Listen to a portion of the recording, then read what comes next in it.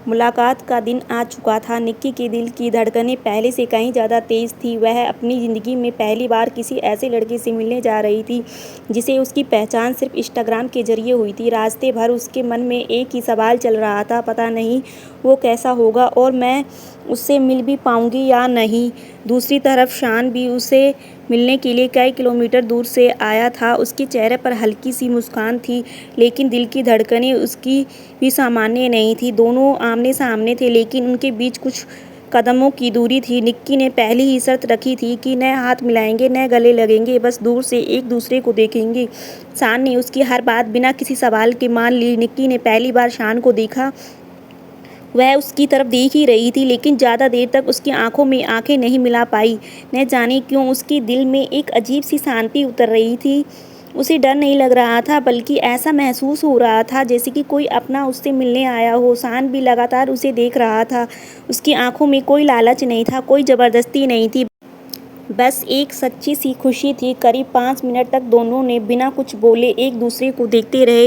न कोई लंबी बातें हुई, न कोई वादे, बस खामोशी ही दोनों की सबसे खूबसूरत बातचीत बन गई। कुछ देर बाद निक्की मुस्कुराते हुए वहाँ से चली गई।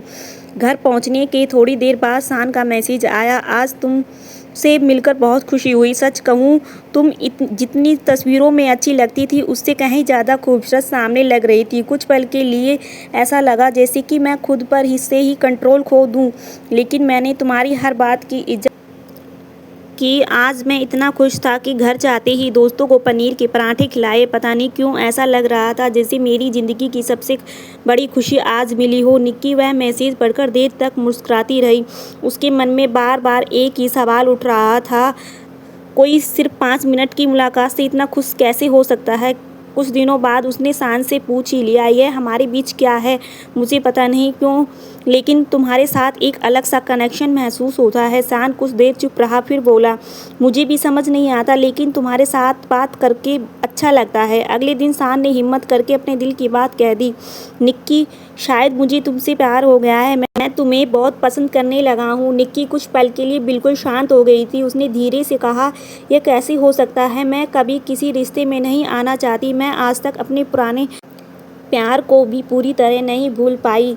उसने शान को अपने अतीत की पूरी कहानी बता दी। सब कुछ सुनने के बाद भी शान का जवाब वही था, मुझे किसी और की तलाश नहीं है, मैं बस तुम्हारे साथ रहना चाहता हूँ। निक्की कई बार उसे समझाती, तुम किसी और अच्छी लड़की को ढूंढ लो, लेकिन शान हर बार मुस्कुराकर सिर्फ एक ही बात कहता, दुनिया में बहुत लड़कियां होंगी, लेकिन मेरे लिए तुम्हारी जगह कोई नहीं ले सकता। धीरे धीरे निक्की का दिल भी बदलने लगा। उसे महसूस होने लगा कि शान का प्यार दिखावे का नहीं है, बल्कि सच्चा है। अब दोनों घंटों बातें करते, एक दूसरे से हंसाते, छोटी छोटी बातों पर नाराज़ होते, फिर खुद ही मान जाते। एक दिन गुस्से में आकर निक्की ने अपना इंस्टाग्राम अकाउंट ही डिलीट कर दिया। कुछ समय बाद उसने दूसरी आईडी बनाकर शान को मैसेज किया। शान ने बिना बताए उसे पहचान लिया। वह मुस्कुराकर बोला, तुम वही हो ना मेरी निक्की? निक्की हंस पड़ी। वह तो बस उसे छेड़ रही थी। समय बीत गया, दोनों का रिश्ता और गहरा होता गया, लेकिन शायद उनकी खुशियाँ ज़्यादा दिनों तक टिकने वाली नहीं थी। एक दिन अचानक शान के घर वालों को उन दोनों के बारे में पता चल गया। उसके बाद सब कुछ बदल गया। बातें कम होने लगी, दूरी बढ़ने लगी। एक दिन शान ने किसी दूसरी आईडी से मैसेज किया, अगर मेरा फ़ोन वापस मिल गया तो मैं तुम्हें सिर्फ येलो दिल भेजूंगा, तुम समझ जाना कि मैं वही हूँ। लेकिन निक्की ने मुस्कुराकर ठीक है लिखा। लेकिन एक दिन, 2 दिन, 1 हफ्ता, 1 महीना और फिर दूसरा महीना भी बीत गया।